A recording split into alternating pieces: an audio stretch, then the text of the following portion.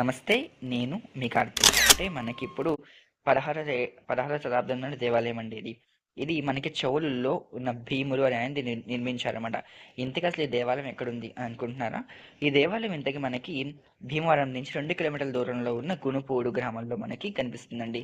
ఇది అందరికీ తెలిసిన దేవాలయమే. ఇది మనకి సోమేశ్వర స్వామి దేవాలయం. పంచనామ క్షేత్రంలో ఒక క్షేత్రంగా దీన్ని పిలువబడతాం అన్నమాట. ఈ యొక్క దేవాలయంలో మనకి సోమేశ్వర స్వామి అలాగే జనార్దన స్వామితో కొలువై ఉంటారు. ఇక జనార్దన స్వామి వచ్చేసి మనకి క్షేత్రపాలకుడిగా నిర్వహిస్తున్నారు అనమాట ఈ దేవాలయంలో. అలాగే ఈ యొక్క విగ్రహానికి అది ఒక పరమేశ్వరుడు మూర్తికి ఒక ఆశ్చర్యకరమైన విషయం ఉందండి. ఆ ఒక విషయం గురించి మనం మాట్లాడుకుందాం ఇప్పుడు. ఈ యొక్క పరమేశ్వరుడి విగ్రహాన్ని మనకి ప్రతిష్ఠించింది ఎవరంటే మనకి చంద్రుడు. చంద్రుడి ద్వారా మన దీన్ని ప్రతిష్ఠించారనమాట ఈ యొక్క పరమేశ్వరుడు యొక్క మూర్తిని. ఈ మూర్తి మనకి శుక్లపక్షంలో ఒకలాగా కృష్ణపక్షంలో ఒకలా మారుతుందన్నమాట. శుక్లపక్షంలో అంటే అదే మనకి పౌర్ణమి అప్పుడు ఎలా ఉంటుందంటే ఇది శ్వేతవర్ణంలో ఉంటుంది. అలాగే లేదా గోధుమ రంగులో కనిపిస్తుంది. అలాగే మనకి అమావాస్య వచ్చినప్పుడు ఇది నలుపుర రంగులో కనిపిస్తుందంట. ఇది ఒక ప్రత్యేకత.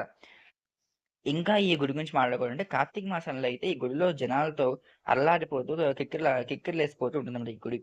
అండ్ ఇంకా ఈ గుడి విషయం ఇంకా మాట్లాడుకోవాలనుకుంటే మనకి ఇక్కడ ఉమామహేశ్వర స్వామిగా అయ్యవారు దర్శనమిస్తుంటారు. అలాగే మనకి అమ్మవారేమో మనకి ఇక్కడ పార్వతమ్మగా దర్శనమిస్తుందన్నమాట. అండ్ ఇక్కడ ఇంకొక విశేషం ఏంటంటే మనకి అన్నపూర్ణమ్మ దేవాలయం వచ్చేసి శివాలయం గర్భాలయం పైన ఉన్న అంతస్తు మీద మనకి అన్నపూర్ణమ్మ ఉంటుంది. అది ఇంకొక ప్రత్యేకత. చూస్తున్నారు కదా అక్కడ కనిపిస్తున్న స్వామి మనకి ఇక్కడ సోమేశ్వర స్వామి. అండ్ అక్కడ అమ్మవారేమో ఇటు పక్కన ఉంటుంది మనకి. పైకి వెళ్తున్నాం కదా ఆ పైన మనకున్నదేమో అన్నపూర్ణమ్మ అన్నమాట. అండ్ ఇక్కడ కనిపించే ఒక ప్రత్యేకతలు మరిన్న ప్రత్యేకతలు ఉన్నాయన్నమాట. అండ్ కార్తీక మాసంలో ఇక్కడ ప్రత్యేకంగా మనకి కోడి దీపోత్సవాలు అలాగే ఇతర కార్యక్రమాలు జరుగుతాయి. ప్రతిరోజు 7 గంటలకి ఇక్కడ ధూప సేవ జరుగుతుందండి. అంటే మొత్తం గుడి చుట్టూ మనంతా ధూప సేవ చేస్తూ స్వామివారికి మనం సేవ సమర్పించుకుంటాం అనమాట. అండ్ ఎదురుకుండా ఉండే చంద్ర పుష్కరిణి అంటే దాని సోమగుణ చెరువు కూడా అంటారు. సోమగుణ చెరువు అంటే మనకి ఇక్కడ ఏంటంటే ఇక్కడ గుడి ఎదురుకుండా ఒక చెరువు ఉంటుంది. ఆ చెరువు చుట్టూ ఆహ్లాదకరమైన వాతావరణంతో చాలా అందంగా ప్రశాంతంగా ఉంటుంది. అది ధ్వజస్తంభం చూస్తున్నారు కదా ఎంత పెద్దగా ఉందో.